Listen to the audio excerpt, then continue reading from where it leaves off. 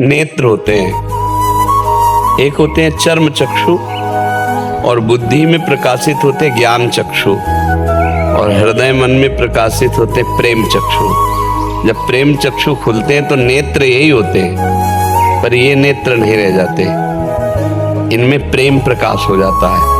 हृदय के प्रेम चक्षु, जैसे हमारा हृदय किसी और चिंतन में हो तो ये नेत्र खुले रहेंगे लेकिन दृश्य नहीं देख पाएंगे। ऐसा होता है ना कि हम सुन नहीं पाते बैठे हुए भी, और देखते हुए भी देख नहीं पाते यदि हमारा मन कहीं और हो। ऐसे ही हमारा मन जब प्रेम से युक्त हो जाता है तो हमारे इन्हीं नेत्रों में प्रेम चक्षु प्रकाशित हो जाते हैं।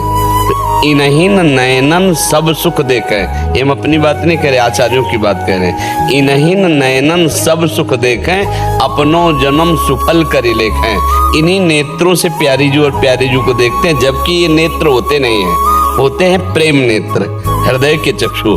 जैसे ज्ञानियों के ज्ञान नेत्र जागृत होते हैं बुद्धि में, ऐसे प्रेमियों के प्रेम नेत्र जागृत होते हैं हृदय में। और ही के नयन निहार, ही के नेत्रों से देखते हैं तो प्रेम नेत्र इन नेत्रों में समा जाते हैं, तो इन नेत्रों में प्रिया प्रीतम विराजमान हो जाते हैं। तो जिधर देखते हैं उधर श्याम ही श्याम दिखाई देते हैं, उधर राम ही राम, जित देखो तित श्याम भई, अपना प्रीतम दिखाई देता है। समझ रहे ना, ये चर्म चक्षु फिर चर्म चक्षु नहीं रह जाते, ये प्रेम नेत्र हो जाते हैं। जैसे भगवान ने अर्जुन को विराट रूप देखने के लिए दिव्य दृष्टि दी, ऐसे ही नाम और लीला गुणगान परम पावन चरित्रों का गायन और महापुरुषों की कृपा, तो फिर हमारे प्रेम नेत्र प्रकाशित होते इन्हीं नेत्रों में।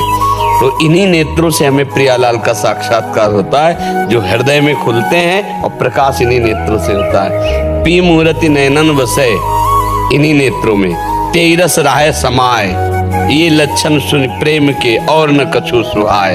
इन नेत्रों का दर्शन बदल जाता है।